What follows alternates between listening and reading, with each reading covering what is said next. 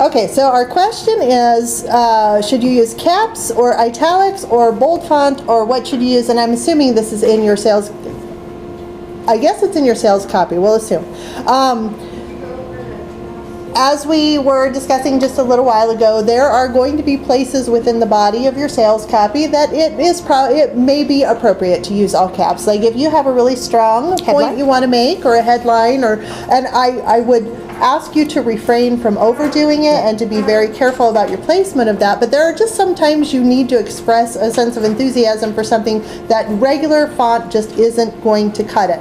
I like to see italics used again as a pattern interrupt when there is maybe a quote or a fact from a study that's been done. And then you pull in a quote.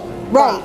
So you pull it in with a quote box, and you make that different from the rest of the text by using the italics so that it stands out from the other text on the page, so that you know it's not directly related, I guess is the way to explain it. But you also want to make sure that it isn't taking them off target. Like I'm a quote kid, right? I love quotes a lot, but if you're got your good sales groove on and you're just throwing quotes to interrupt the page, don't do that.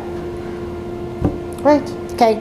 Another thing is that when because Rebecca sends me our sales copy a lot, and she will have stuff highlighted.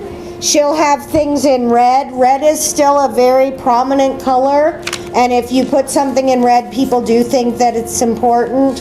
If you highlight it, these are all, and if you ever want to look up like a really hardcore, outrageous sales guy, Dan Kennedy has really great stuff, and it's very kitschy.